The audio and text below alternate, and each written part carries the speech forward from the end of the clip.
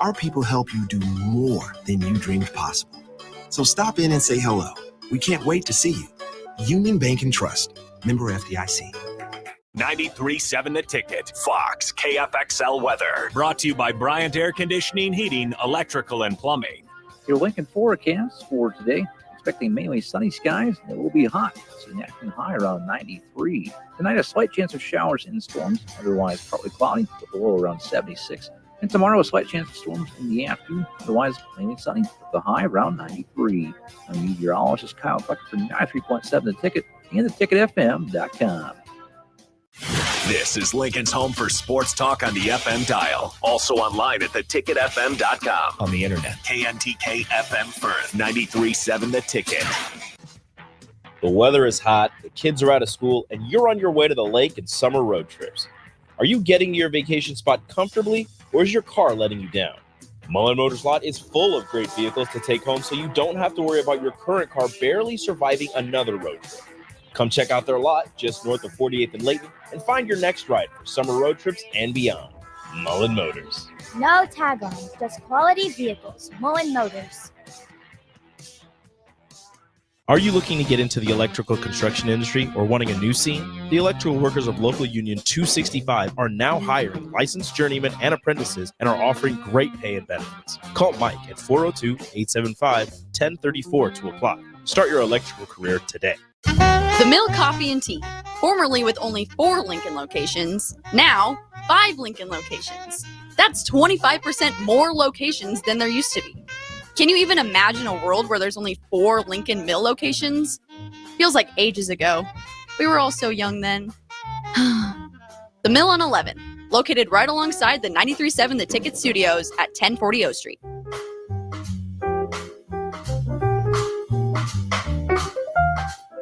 Spring sports are here and it's time to upgrade your equipment. But don't go rushing to your big box store. Play It Again Sports is your place to go for all spring sports equipment for baseball, softball, golf, and disc golf. Play It Again Sports has quality, slightly to gently used equipment, and 50% of their inventory is actually new equipment. And don't forget, buying from them is a great way to get new products with great discounts by also bringing in your used items for store credit or cash on the spot. Play It Again Sports at 48th and Vine.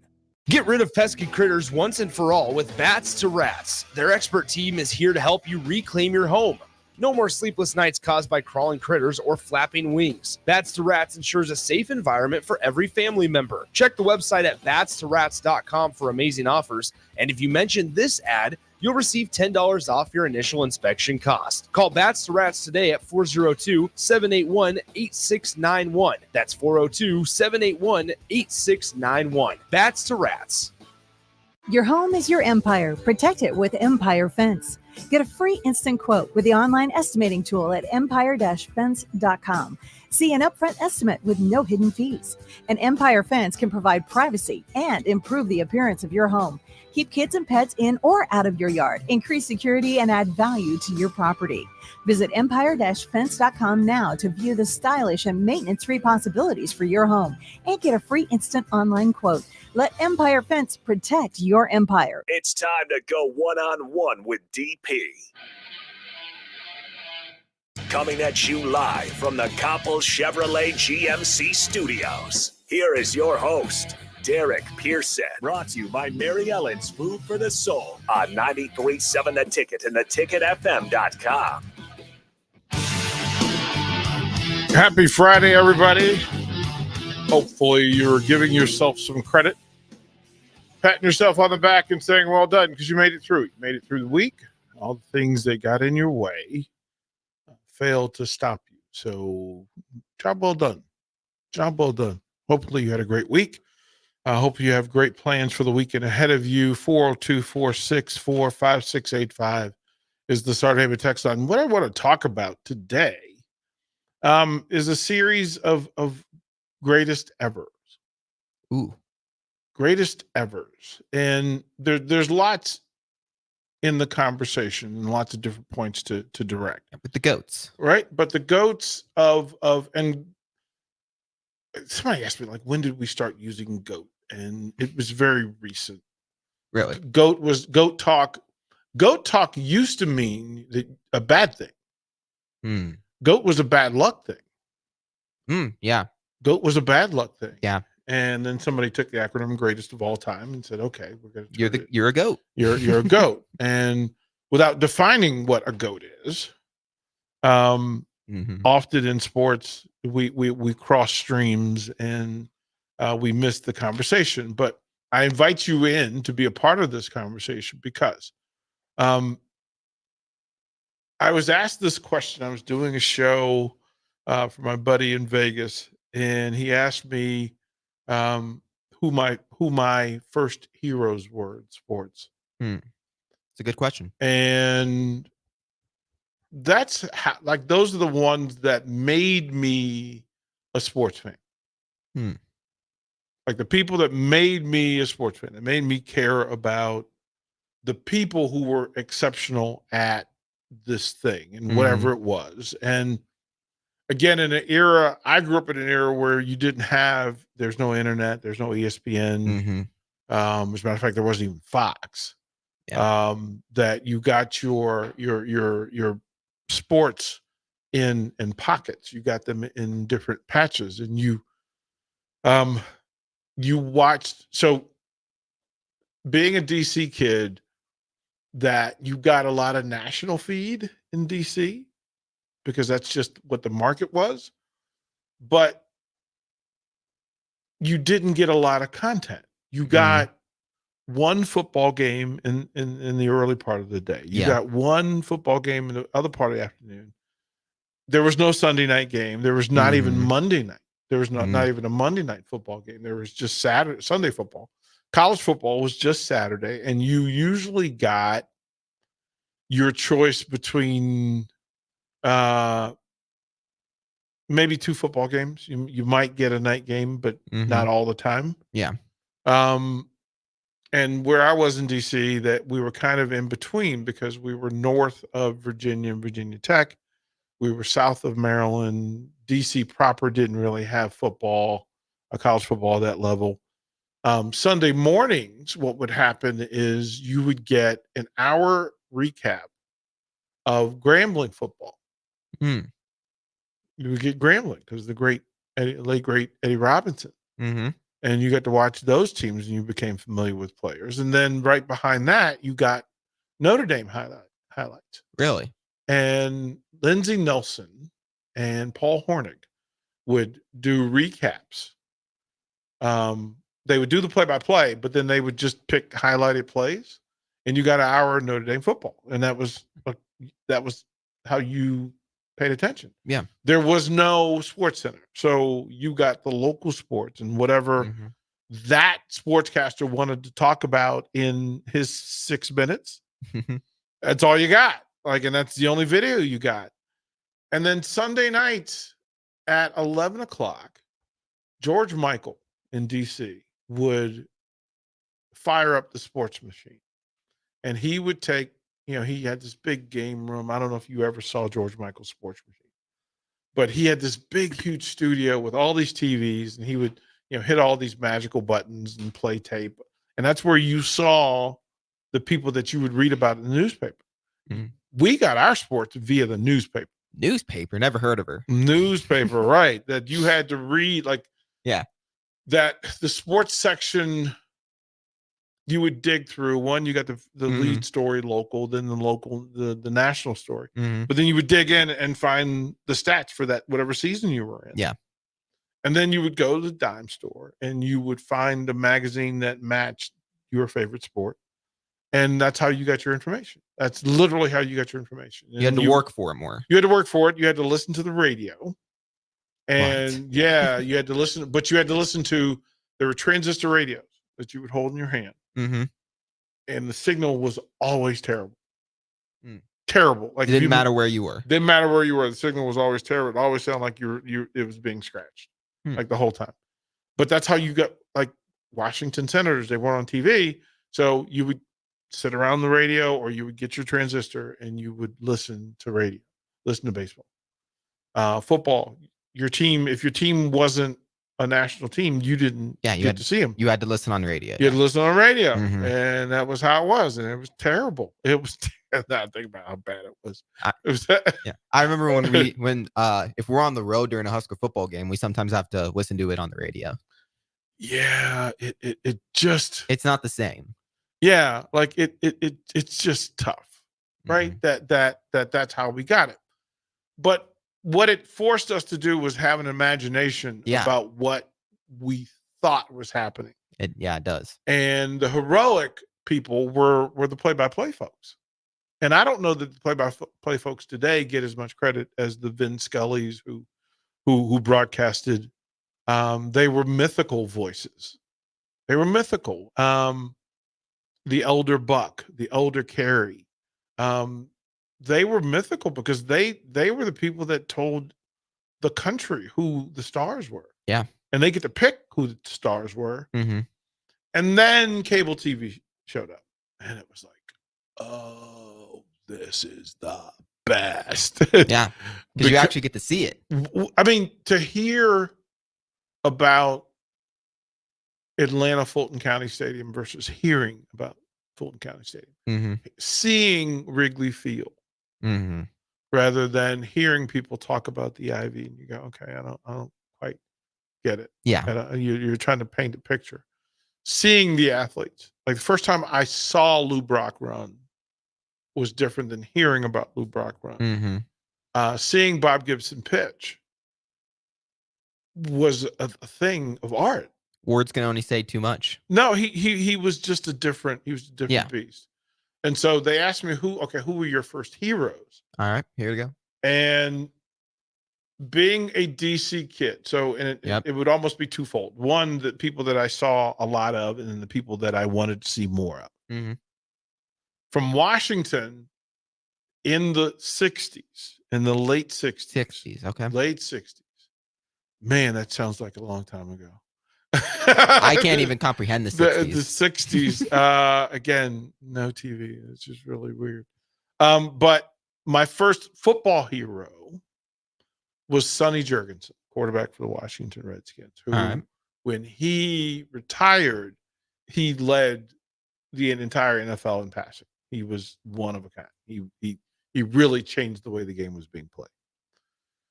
And they weren't very good as far as wins and losses, but he always just put up a ton of yardage.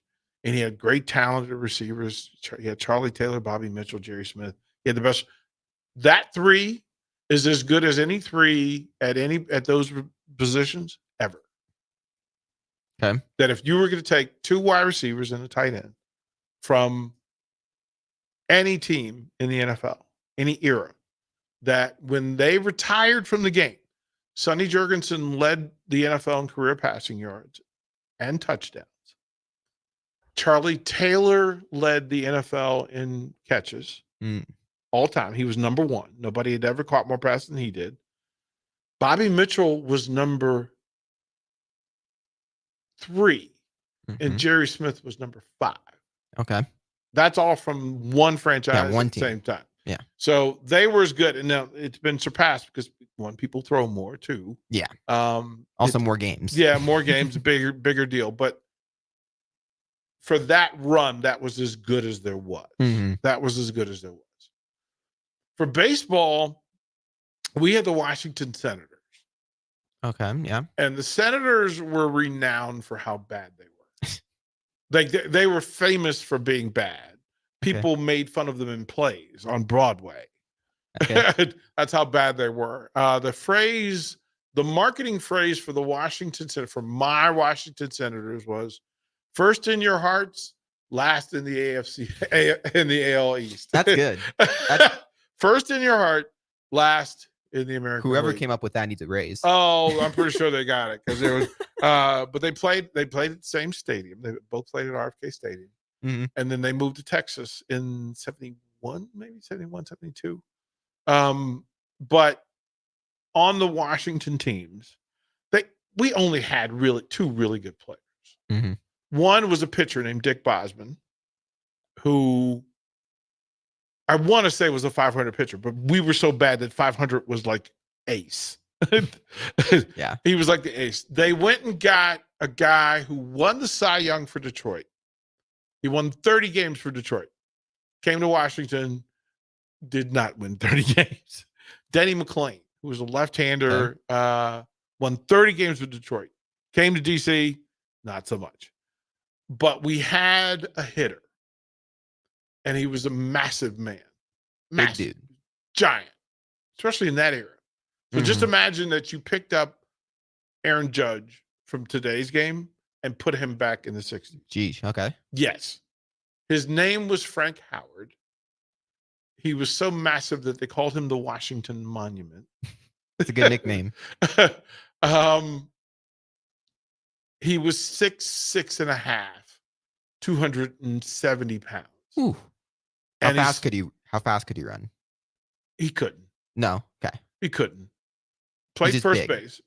But he was athletic. Okay. He was athletic. I mean, he played outfield. Okay. Then they finally got smart and put him at first base. But he Well, was yeah. he wasn't a horrible outfielder. Okay. But he was just massive. Why would you put someone that big in outfield? Well, because he was athletic. I guess, yeah. He was an athlete, but he was massive. Yeah. And the poor guy didn't have anybody to bat around him. Like he didn't, and it was sad and pathetic. But he was amazing. Like he was why we went to games because he would hit baseballs 500 feet. He was that dude. He was Aaron Judge before Aaron Judge. He would hit baseballs 500 feet. Like he actually, there's a mythical story that he hit one out of RFK Stadium into the streets of DC. Yeah. And there are people who still debate whether they were there or not, but it's one of the tales. Yeah. One of the, like, wait a minute. Like there's a little air duct vent that was open at the top of the stadium and he hit the ball through this vent and it went out the stadium. Yeah. You have to, again, before the internet. Yeah. Don't know. Word of mouth. Don't know. But they what they would do is they would paint the seats where his home runs landed. And in a stadium of red seats, there would be these white seats. And in those white seats, these were the places where Frank Howard hit a baseball. And to tell you that these are 470, 480 feet, and there's a bunch of them. So that was who we watched was a bad Senators team, a bad Redskins team. And then we had ABA basketball. Yeah, ABA for the NBA. Before it merged with the NBA. Well, before it merged with the NBA. That's what I meant. The NBA was established. The ABA was a new, cooler, trendier. They had the red, white, and blue ball. Trendy. Everybody dressed cool, big afros. So much so that Will Ferrell mocked it in a movie. Oh yeah, playing for the Tropics. Yeah, yeah, I know. I watched it. Yeah. I literally watched it like a couple months ago. Yeah, like my brother brought it up. Yeah, it's. I know what you're talking about. Yeah, Jackie Moon. Yeah, Jackie Moon. Jackie Moon. Yep. So they said. So here's the story. They said that one night in Detroit, Jackie Moon, that Frank Howard hit a ball that was reported as traveling over 600 feet. And this was actually reported. Okay. Like this was in the Washington Post. This happened. Like this is in the Washington Post. And they said no. Now again, not real sure how effective, how accurate tape measures were in 1968. About as effective as they are now, I guess. Yeah, like it's a thing. But yeah, there are several stories, and they said that also he played in Seattle, where they think he hit a ball 600 feet. They played in 6 stadiums. So the name of the 6. So sick, S-I like sick. Oh, ill. sick. Oh, SICK''S stadium. Okay, sick. Which is it's now a Lowe's in Seattle. Okay. But there's a gap between the bleacher and the center field fence. Okay. And there's a tall sign, the height of a ladder, right? But there's a gap. And he said that Frank Howard hit a ball through the gap that landed across the street. And he did it in front of 43,000 fans. 40 back then, 43? 43,000 fans. Wow. said that Mickey Mantle also hit a ball 565 feet out of Griffith Stadium in D.C., and they thought it was the furthest home run until Frank Howard hit the ball in Seattle that they think traveled over 600 feet. And again, tons of people saw it. So like there's a thing. Those are your heroes. Yeah, those are my heroes. Basketball. The Bullets were in Baltimore. Yeah. They were in Baltimore. They were not in D.C. People don't know that Washington had a Capitals team before hockey. The Washington Caps existed as a pro basketball team who were world champions. They were ABA champions. They played in Oakland the year before. They were the Oakland Oaks. They featured the Oakland Oaks. The Oakland Oaks, right? They didn't go far. Like they weren't looking real hard for a nickname. Like, what can we do? Yeah. Who was on that marketing team? Yeah, like, just, somebody picked a name out they of a hat. They probably put me on that team. Yeah, they put a name in the hat, Oakland Oaks. Like, we're gonna go with that. But they won the ABA championship with their star player being a small forward by the name of Rick Barry. Ooh, okay. And they weren't making any money in Oakland, so they moved them to Washington, D.C. Bigger, yeah. Didn't make money there.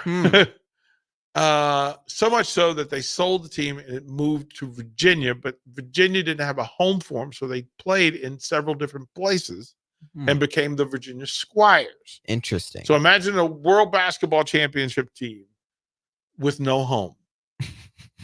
That's how wacky the 60s and 70s were. Wow. That a championship team didn't have a place to play. That just shows you like the difference of popularity in sports back then and now. Well, I feel like you didn't see these games on TV. Yeah, that's the that in the 70s, it wasn't until the 70s that you actually got to see the games. And I don't think it really happened until Magic Bird. Yeah. I mean, how is it supposed to be popular if people can't watch it that way? They didn't watch it. As a matter of fact, the NBA finals were on tape delay. Jeez. Like they would record it, yeah, and then, but you didn't have the internet, you didn't have cell phones, so you had no way of knowing unless somebody told you what the score was. Yeah, but they would run tape delay at like 10 o'clock at night. UCLA, when they went on their great run in Los Angeles, they would record the games, and Bill Walton used to joke, he and Kareem, because they would play the game, fans wouldn't be able to see it. And then they would run back to their dorm and watch it on TV being aired as though it was live. Yeah. And they said, okay. And so you didn't really know. Think 72 Olympics. So the Miracle. Okay. The Miracle on Ice. Miracle on Ice. Yeah. Do you know that was not broadcast live? Yeah, I did know that. It never made it live. Crazy. And it was one of the greatest sporting events, like sporting moments. 1980 Lake Placid. Hockey was not live. 72, the great Russia-USA basketball matchup that was controversial, not live. On tape delay. I just couldn't even imagine. This is why we're the way we are. We didn't have nice things. As I think about it now, that, mind you, you could go to the Super Bowl for $10. So there's that. Heck. Super Bowl tickets were $10. I mean, okay, with inflation, I wonder how much that'd be today. Like $60, maybe. Yeah, see, it wasn't like that's like nothing. Then. Yeah, we did have that nice. Okay. As they talked about with College World Series, that you could go general admission for $10.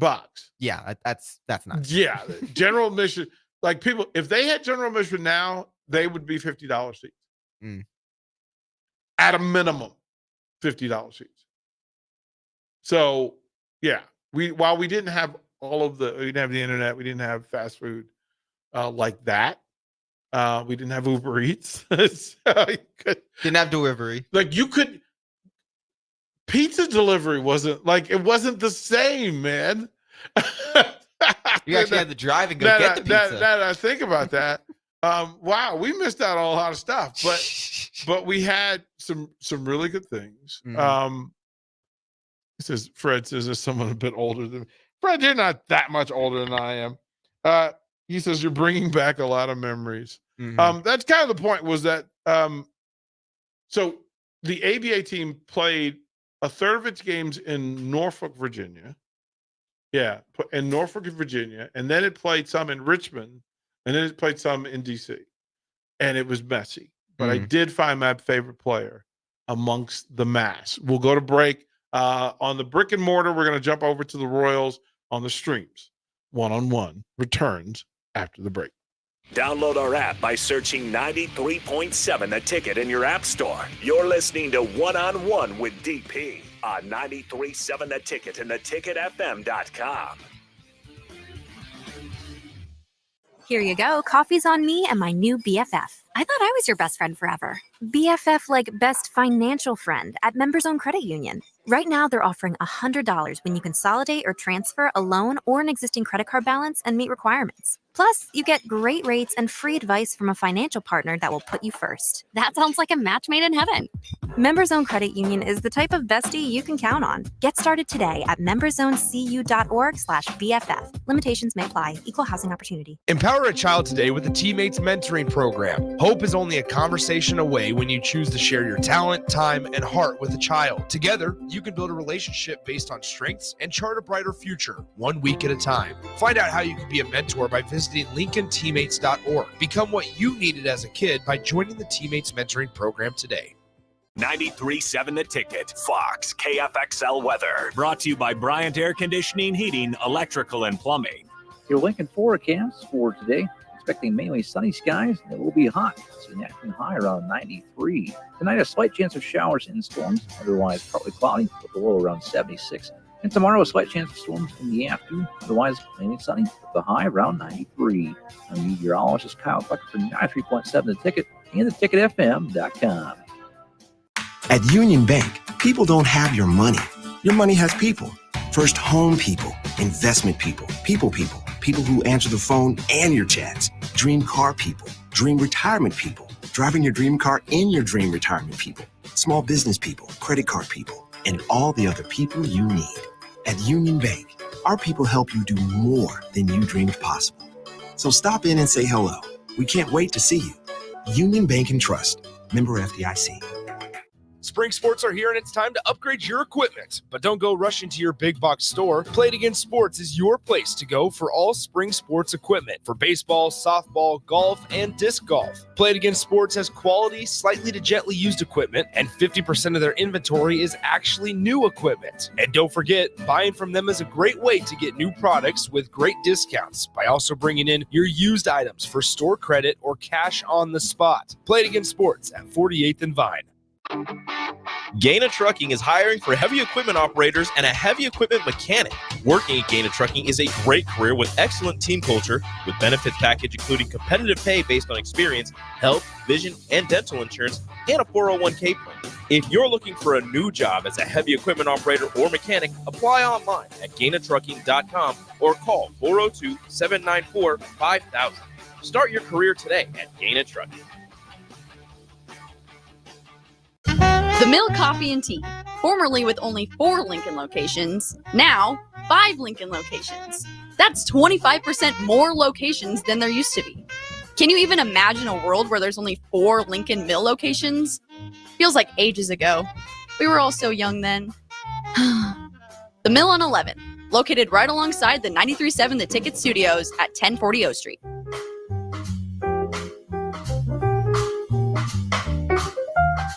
Get rid of pesky critters once and for all with Bats to Rats. Their expert team is here to help you reclaim your home. No more sleepless nights caused by crawling critters or flapping wings. Bats to Rats ensures a safe environment for every family member. Check the website at batstorats.com for amazing offers. And if you mention this ad, you'll receive $10 off your initial inspection cost. Call Bats to Rats today at 402-781-8691. That's 402-781-8691. Bats to Rats. For over 15 years, Integrated Life Choices has empowered individuals with disabilities in Lincoln and throughout Nebraska. They provide comprehensive services from group homes and independent living services to job training, ensuring fulfilling lives for those that they serve. Now, they're inviting you to join their mission. If you're passionate about making a difference in the lives of people with developmental disabilities, explore rewarding career opportunities with them. Learn more about their services and apply today at www.ilc.net. Be a part of Integrated Life Choices, where your work truly changes lives. In every office, there's two types of people. There are those who bring in bagels and those who eat the bagels that someone else brought in. Everybody likes the first person. Be that first person. Weekday mornings at 7:30, you have a chance to win a business box of bagels from Bagels and Joe. All you have to do is shut up, Sipple. 2 questions for you, 2 for Sip. Win, and the bagels are yours. Lose, well, you don't want to lose. You lost Monday, you lost Wednesday, you're a loser. Shut up, Sipple. Weekday mornings at 7:30, brought to you by Bagels and Joe. The weather is hot, the kids are out of school, and you're on your way to the lake and summer road trips. Are you getting to your vacation spot comfortably, or is your car letting you down? Mullen Motors Lot is full of great vehicles to take home, so you don't have to worry about your current car barely surviving another road trip. You're listening to One-on-One with DP, sponsored by Mary Ellen's Food for the Soul on 93.7 The Ticket and theticketfm.com.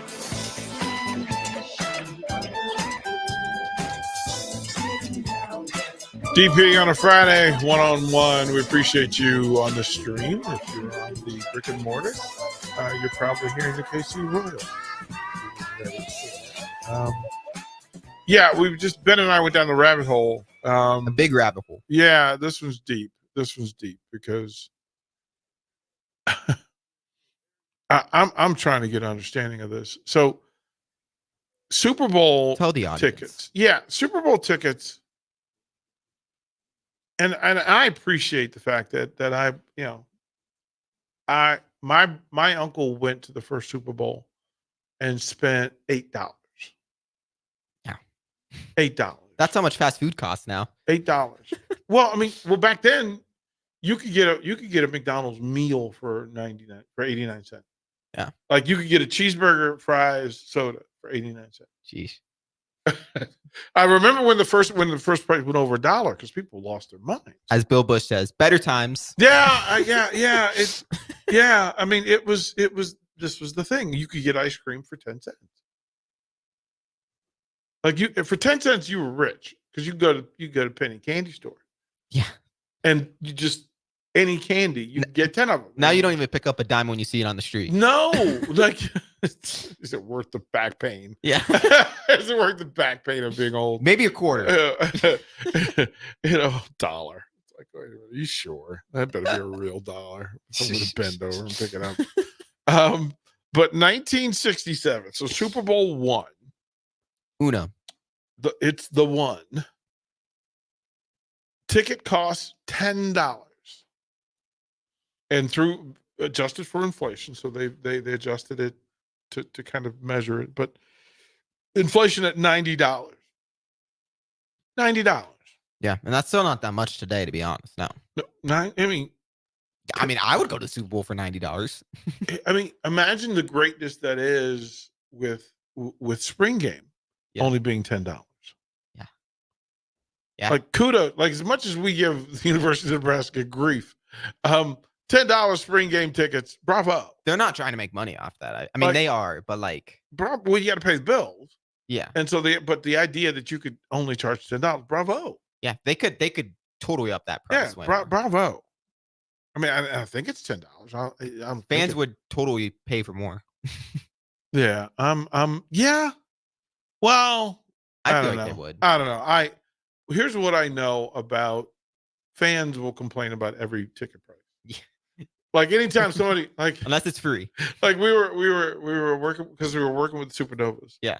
And so on social media, they would often do these ticket giveaways, these ticket prices. Mm-hmm. Like, hey, we're gonna for March, Ides of March, we're gonna make tickets $3.15, and you should throw confetti and cheer.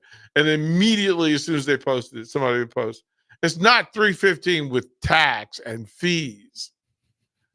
And they're like, come on, you're getting a $3 ticket. They're not wrong, but, yeah. And then you go, well, wait, do you want to go to the game? Is that what you're saying? And they're like, yeah, you should give me tickets because I can't afford the $3.15. And it was just like, oh, wow. You got bigger issues if you can't afford that. Look, I try not to mock anybody, but I know in this that for the first 4 Super Bowls, 5, 6, 7, 8, for the first 8 Super Bowls, max price $15.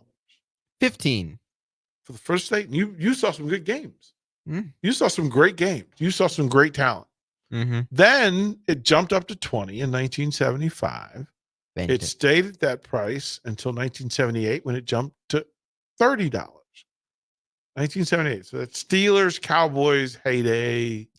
Like $30 Super Bowl tickets. The good old days. Like the fact that you could not watch that now.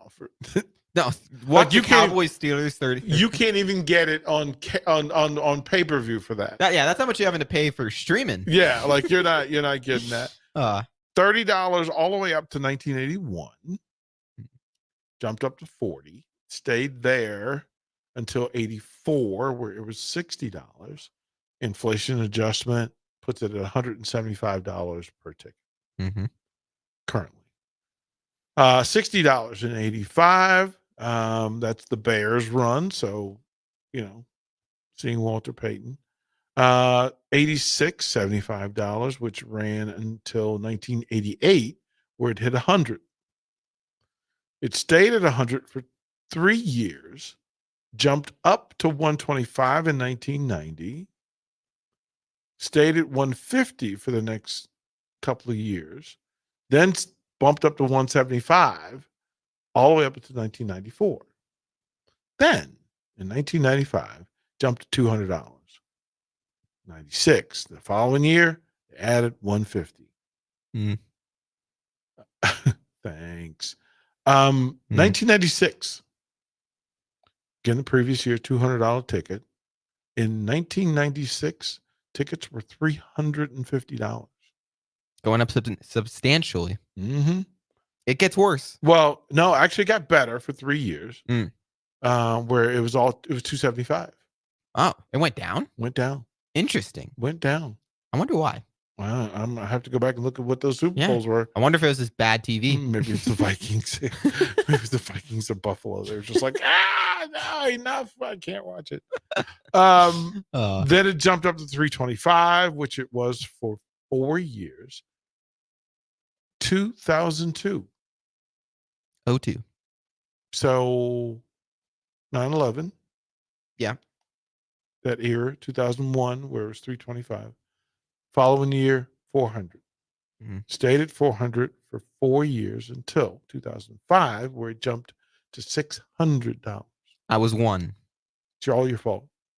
You were born and ticket prices went up. Thanks, Ben. No problem. Thank you. I'm here all day. Yep, apparently. 2005, $600. Then it jumped to $700 for 2 years. Fast forward to 2009, it hits $1,000. 4 digits. 2009. From the life of me, I cannot even remember who was in that Super Bowl. I can look it up. I would think that it's the Patriots. Because 08 was Giants Patriots, right? So 2009, where the ticket price went to 2009 Super Bowl. I'm looking it up. It was Cardinals Steelers. Ooh, wasn't that when who had that great catch in the edge of the end zone? Oh, was it that game? Yeah. And then Larry Fitzgerald went off. Yep, and they tracked down. Yeah. Or interception. Yep. Chased him down. Yep. Did that whole thing. I've seen highlights from that game. $1,000 for the next 2 years. I mean, that was a good Super Bowl. It was a great Super Bowl. Yeah. Didn't go the way folks wanted it to. But. Still a great Super Bowl. Yeah, great Super Bowl. Great game. $1,500, 2014. Bounced all the way up. 10 years ago. That's what it was. Done. $2,000 in 2015. Wait, that went up 600 in 1 Yes, year? it did. 1 year. 1 year. Following year, $500. It's $2,500 in 2016. The adjusted for inflation cost is $3,000. In 2017, ticket price cost $2,500. 2018, $2,500. 19, same. And then something happened in 2020. What was that? What happened? I would think that it's COVID. I don't know that it's COVID. I can't speak to it in that sort of way. It'd be interesting if it was. Yeah, it really is. I mean, it probably would have been harder to go to the game because they had less seats and stuff. That's maybe why. This is crazy that it jumped from $2,500 to $7,000. Wow. $7,000, and it said that the average, if you adjusted it for inflation, it's only $8,000, which is some shenanigans. Because you're telling me that the money means more. Like that's tomfoolery. Yep, tomfoolery. That's a good one. That's always a good one. It went up from $7,000 to $8,500 in 2021. From $8,600 to $9,000 in 2022. And then last year, ticket cost range from $6,000 to $27,500. Wow. I'm gonna tell you, I'm not spending that much to go to the Super Bowl. I'll just watch it at home. Yeah, I mean, imagine the party you could have for that kind of money. Yeah. And not have to do any work. You can invest that money. You can do anything you want with it. Yeah, that's a lot. That's a lot of money for a lot of people. That's a lot of money. That's a down payment on a house. For me, that's a lot of money. Yeah, down payment on a house. You get what you want. But that's a part of having discussions with folks and being able to say, okay, this is what moves me. To think, and we don't know who the athletes were in any of these games. Yeah. I did that on purpose, just so that you could think, just simply put, what is the value of going to that game? Something I was talking to you about during the break was a lot of people don't feel like sporting events are as fun to go to as they used to. And I feel like a big part of that is, because of the price increase of tickets, I feel like your casual fan can't afford to go to these games, or maybe they can, but they don't want to spend that kind of money. Well, these used to be old Ebbets Field type stadiums that were neighborhood Wrigley, where these are neighborhood stadiums. Fenway is actually a neighborhood stadium, but it was built up, and the people who built it up didn't take any pride, didn't take any honor in it, and some of those have just not been good. I mean, I know FedEx Field. I mean, Daniel Snyder had lots to say about what to do with that nonsense. So yeah, there's a thing. But a Super Bowl ticket ranging from $6,000 to $27,000, and not give me a reason for the increase, the improvement. I mean, the game has gotten more popular, but yeah, but that should mean more talent, not less. Yeah, it just should. It's always fascinating. Interesting. Do we want to get back to the conversation we were having? So the GOAT conversation? Yeah.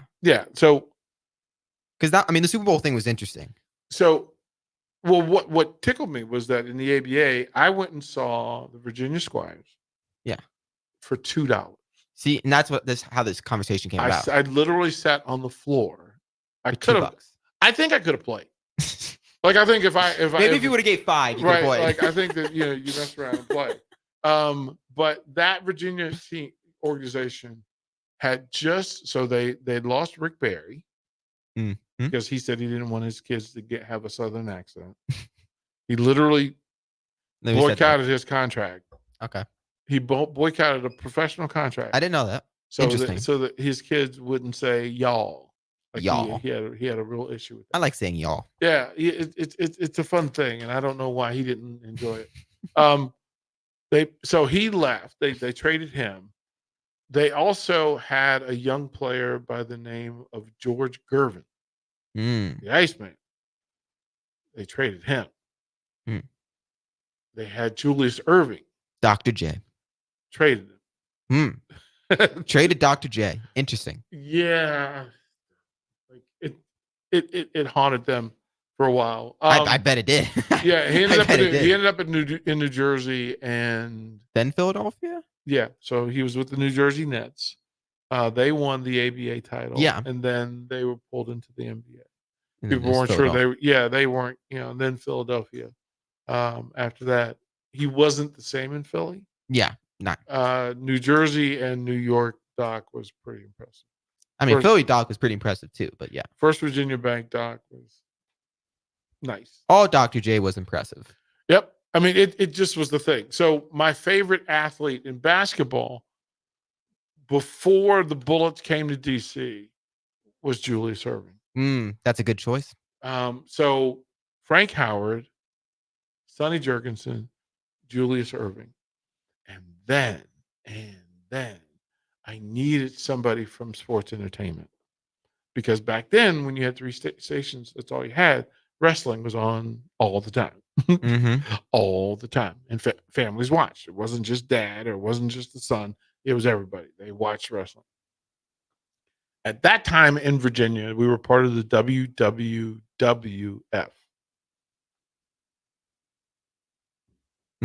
WWWF. And they had a champion named Bruno Sammartino, who was literally a superhero. He just beat up people each week. He beat up the bad guy. And he held the title for 7 years. Okay. Wow. Long time. Long time. And so we had some fun. That he was one of my heroes because he protected good.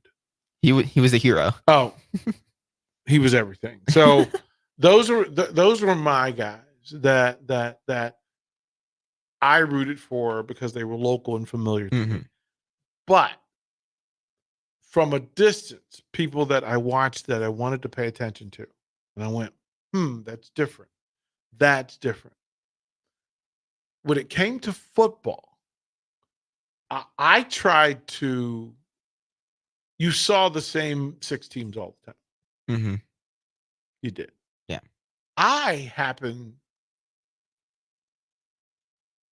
My first hero, and it's probably not popular.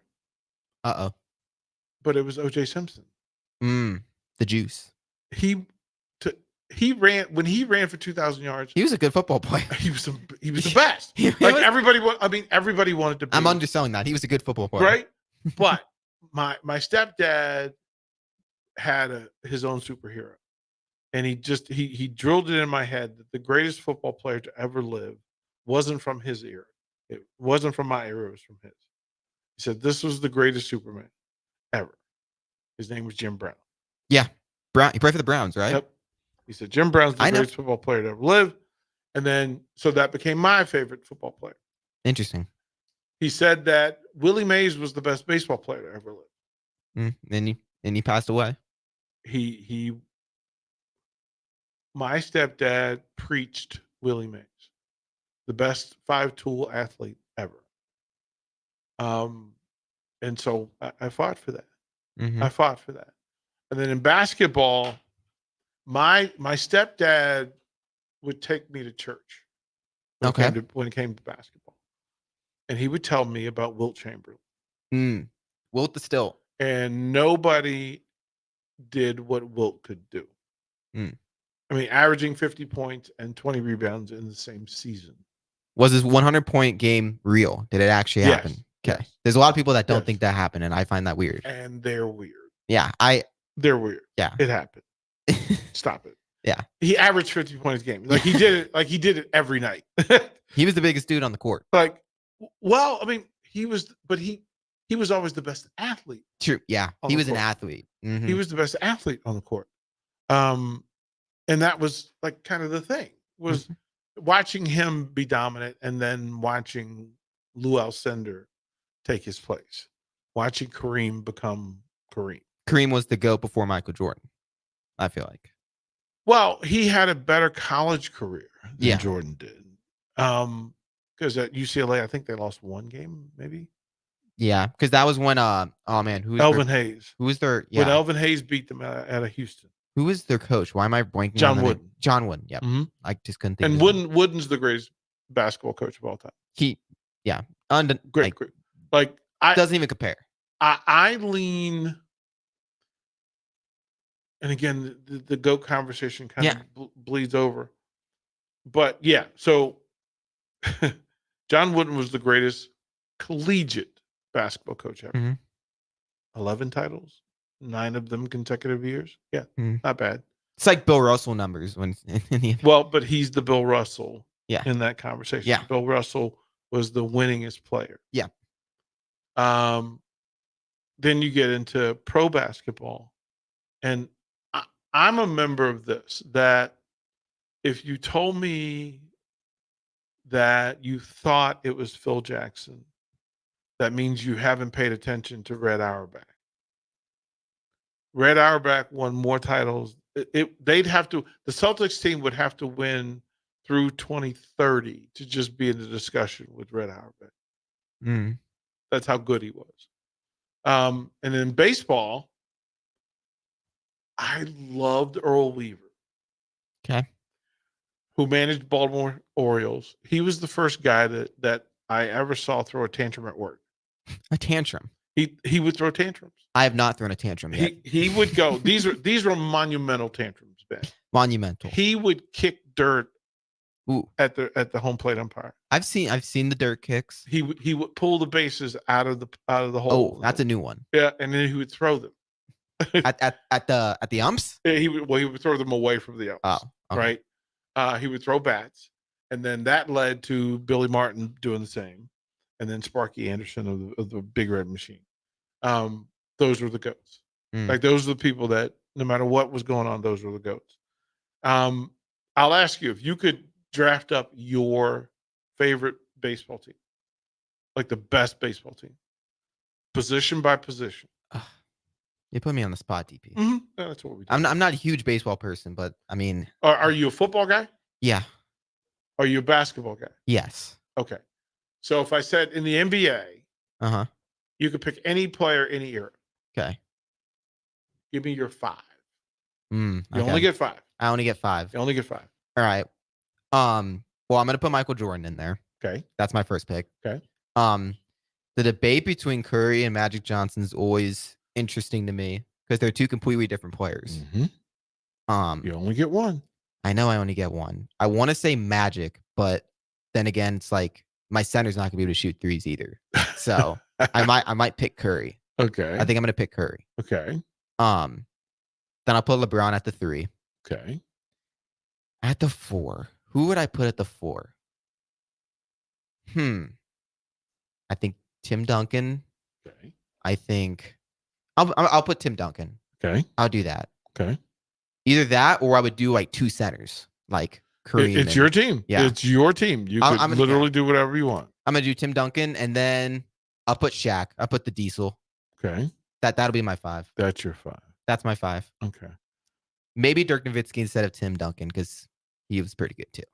But I'll say Tim. It's a weird thing that I have a lot of friends who love Dirk like that. Yeah. I don't love Dirk that way, but I also don't love Tim Duncan that way. Tim Duncan won a lot. He won a lot, but then it becomes the Belichick Brady conversation with Duncan and Popovich. Are they great because of each other? Are they great in spite of each other? Could they have been great in spite of each other? Also, remember that Duncan walked in and had David Robinson to lean on, and he was a good. And they had 4 number 1 picks. Like Sean Elliott was no slouch. Yeah. How they won with Avery Johnson is a mystery to me. But the fact that they had Tony Parker and Manu Ginobili behind them made a heck of a difference. And to me, that speaks more to Popovich than the player. Right? That it's Popovich more than Duncan. Because he turned his 6th man into an all-star. He turned his 7th man into an all-star. That's pretty good. I think that's him, not Tim. Tim Duncan was good though. Very good. I just don't. Like, so is that the one you don't agree with? We agree with on my list. Well, so who did I leave off? That's irking you. There's no wrong because it's yours. It's mine. But if I could play any big at 4, True. Does that mean I want him to shoot, or do I want him to rebound? Yeah, I feel like, I mean, if I was wanting to shoot, then I'd pick Dirk. Single-handedly. I don't know that Dirk could guard Karl Malone. See, when I was thinking Karl Malone came up in my mind. Yeah, I don't know that people give Karl the due respect as a player. No, like he was a savage. Like he was a beast. Mm-hmm. But in the same token, I don't know that John Stockton gets enough credit at the point guard position. There's people saying that Isaiah Thomas was better than John Stockton. Well, who was on the Bad Boys. Well, but I mean, if you look at Stock's head-to-head against Zeke, he did just fine. Mm-hmm. I want to say the Jazz were like 9-4 against the Pistons, against Zeke's. Yeah, Pistons the only team. thing that the Jazz didn't have is that they didn't win a championship. Well, they didn't have big. They didn't have big. They had Karl Malone. No, well, Carl's a 4. They Yes, had I'm 5. saying they didn't. Yeah, They have 5. I mean, their 5 is the list of wow. And they were going against Michael Jordan. Greg Ostertag. Greg Ostertag. I'm only going on. He didn't average 10 points a game for his career. Okay. Like, check that out. The Greg Ostertag. Okay. That I'm almost positive he didn't go that deep. They weren't good. Matt Harpering, Byron Russell at the 2 and 3 shared. They had a stretch where Mark Eaton was their center. Mount Eaton, 7'5", one of the great shot blockers in history. Wasn't going to help him beat the Lakers. Like, it wasn't a thing. So yeah, you're never wrong in giving your list. That's my list. It's not a bad thing. I think I would. I like defense though. I like defense. All of the greats can play offense, can get buckets. Mm-hmm. Not all of them can shoot, and not all of them can defend. Mm-hmm. So, were you interested in my Shaq pick? Yeah, because there's point of reference to it. Although I think that Shaq, I don't know. There's no way of knowing between Shaq, Kareem, Wilt, Russell. Yeah, it's. I don't think you can go wrong with any of those. Yeah. Yeah. I just think Shaq was so dominant. I mean, I don't think anyone could stop him. Well, Wilt would have stopped him as much as anybody could stop him, but yeah. It's not like Shaq was going to stop Wilt. Like it's two dinosaurs just slugging each other. That would be fun to watch. Yeah, like Shaq against Wilt, that would be fun. Yeah, I mean, but Shaq had problems with Olajuwon. That's a name I forgot about. Like Olajuwon was as good as any of those 4. David Robinson, Patrick Ewing. Like there's some folks in the. I think it's just because I'm from the younger generation that I pick Shaq. And I don't know that Larry Bird isn't on the first team either.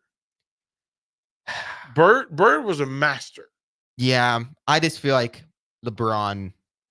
I don't know. I just can't leave LeBron off. Well, but if you told me that Larry Bird was going to run your offense or Magic was going to run your offense, well, I had Magic. I'm okay. Yeah, I had Magic and I had Curry and Michael Jordan.